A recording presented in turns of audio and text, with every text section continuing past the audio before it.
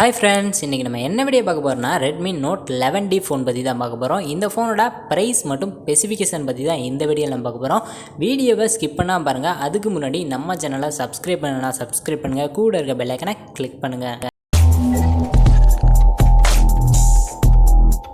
நம்ம சேனலில் கிவ்அவே கொடுக்க போகிறோம். கிவ்அவே எப்போ கொடுக்க போகிறோம்னா நம்ம சேனல் மானிட்டேஷன் அடைஞ்சோடனே கொடுக்க போகிறோம். மானிட்டேஷனாக என்ன ப்ரோ அப்படின்னு கேட்டிங்கன்னா ஒரு 1000 சப்ஸ்கிரைபரும் 4000 வாட்ச் ஹவர்ஸ் வந்தோடனே மானிட்டேஷன் பண்ணிடுவாங்க. மானிட்டேஷன் பண்ணோடனே உங்களுக்கு கிவ்அவே கொடுக்குறோம். கிவ்அவேல என்ன கொடுக்க போகிறோம்னா ஒரு ஏர்போர்ட்ஸும் ஒரு ஐவாட்சும் தான் கொடுக்க போகிறோம்.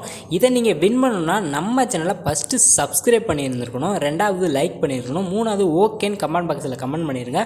அப்படியே ஷேர் பண்ணிங்கன்னா நீங்கள் ஈஸியாக கிவ்அவே வின் பண்ண முடியும். Redmi Note 11D ஃபோன் எடுத்திங்கன்னா இது ஒரு பட்ஜெட்டுக்கு ஏற்றமான ஃபோனே கிடையாது. ஏன்னா இந்த ஃபோனோட ப்ரைஸ் என்ன ப்ரோ அப்படின்னு கேட்டிங்கன்னா வீடியோவை ஸ்கிப் பண்ணால் பாருங்கள், இடையில சொல்கிறேன். இந்த ஃபோன் வந்து கேமருக்கு வெறித்தனமான ஃபோன்னு சொல்லுவேன். ஏன்னா இந்த ஃபோனில் அப்படிப்பட்ட ப்ராசஸ் யூஸ் பண்ணியிருக்காங்க.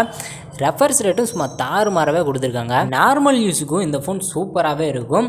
ஃபஸ்ட்டு இந்த ஃபோனோட டிஸ்பிளே பார்த்துருவோம். டிஸ்பிளேன்னு எடுத்துக்கிட்டால் உங்களுக்கு 6.6 இன்ச்சில் ஃபுல் HD ப்ளஸ் டிஸ்பிளே கொடுத்துருக்காங்க. பேனல் வந்து LCD பேனல் தான் யூஸ் பண்ணியிருக்காங்க.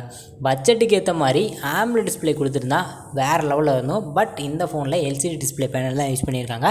AMOLED டிஸ்பிளே பேனல் யூஸ் பண்ணவங்களுக்கு LCD டிஸ்பிளே பேனல் யூஸ் பண்ணும்போது கொஞ்சம் சுமாராக தான் இருக்கும். இந்த ஃபோன் பட்ஜெட்டுக்கு ஏற்றமான டிஸ்பிளே கொடுத்துருக்காங்களான்னு கேட்டிங்கன்னா இல்லவே இல்லைன்னு சொல்லுவேன். ஏன்னா ப்ரைஸு தாறுமாறாக கொடுத்துருக்காங்க. இப்போ AMOLED டிஸ்பிளே பேனல் கொடுத்தா ஈக்குவலாக இருந்திருக்கும். பட் இந்த டிஸ்பிளே வந்து கொஞ்சம் சுமாராக தான் இருக்குது. அடுத்து இந்த ஃபோனோட கேமரா ஸ்பெசிஃபிகேஷனை பற்றி பார்த்துருவோம். கேமரான்னு பார்த்துக்கிட்டால் உங்களுக்கு 50 MBக்கு ரியர் கேமரா செட்டப் கொடுத்துருக்காங்க. அதுக்கடுத்து 8 MBக்கு அல்ட்ரா வைட் ஆங்கிள் சென்சாரும் கொடுத்துருக்காங்க. உங்களுக்கு இந்த ஃபோனை பார்க்குறது குவாட் கேமரா செட்டப் மாதிரியே இருக்கும். பட் இந்த ஃபோனில் 2 கேமரா தான் கொடுத்துருக்காங்க. அடுத்து ஒன்று கொடுத்தது ஃப்ளாஷ் லைட்டும் இன்னொரு சென்சார் தான் கொடுத்துருக்காங்க. அடுத்து இந்த ஃபோனோட செல்ஃபி கேமரான்னு பார்த்துக்கிட்டால் 16 MBக்கு செல்ஃபி கேமரா கொடுத்துருக்காங்க. பட்ஜெட்டுக்கு ஏற்றமான கேமரா ஸ்பெசிஃபிகேஷனும் இவங்க கொடுக்கல. கேமராவும் கொஞ்சம் சுமாராக தான் இருக்குது. பட் ப்ரைஸ் தான் கொஞ்சம் அதிகமாகிக்கிட்டே இருக்குது. எதுக்கிட்ட இந்த ஃபோனை கேமருக்கு வெறித்தனமான ஃபோன்னு சொல்கிறேன்னு கேட்டிங்கன்னா இந்த ஃபோனோட ப்ராசஸ் தான்.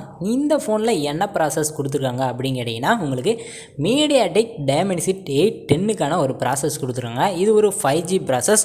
அடுத்து இந்த ஃபோனோட 90 Hz ரெஃபர்ஸ் ரேட்டும் கொடுத்துருக்காங்க. உங்களுக்கு 240க்கான டச்சிங் ரேட்டையும் கொடுத்துருக்காங்க.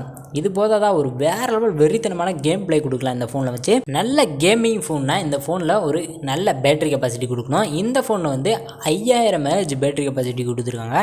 இதை சார்ஜ் பண்ண 33 வாட்ஸ் சார்ஜிங் சப்போர்ட்டும் கொடுத்துருக்காங்கப்பா. இந்த ஃபோனை வச்சு ஒரு 60 மினிட்ஸ்டே ஃபுல் சார்ஜ் ஆகும்னு சொல்லியிருக்காங்க. என்னன்னு தெரியல, ஃபோனை வாங்கி செக் பண்ணால் தான் தெரியும். 60 மினிட்ஸில் ஏறுதா இல்லை அரை மணி நேரம் ஆகுதா 1 மணி நேரம் ஆகுதா யாருக்கு தெரியும். பட் பேட்டரி கெப்பாசிட்டி சூப்பராகவே கொடுத்துருக்காங்க. பட்ஜெட்டுக்கு ஏற்ற மாதிரி தான் கொடுத்துருக்காங்க. பட்ஜெட்டுன்னு சொல்கிறீங்க, அந்த ஃபோனோட ப்ரைஸ் என்னடா அப்படின்னு கேட்டிங்கன்னா 18000 ரூபாய்க்கு இந்த ஃபோனை கொடுத்துருக்காங்க. அதாவது 6GB ப்ளஸ் 128GB வந்து 18000 ரூபாய்க்கு இந்த ஃபோனை கொடுத்துருக்காங்க. 18000 ரூபாய்க்கு இந்த ஃபோன் வந்தால் நீங்கள் வாங்குவீங்களா மாட்டீங்களான்னு கமெண்ட் பாக்ஸில் சொல்லுங்கள்.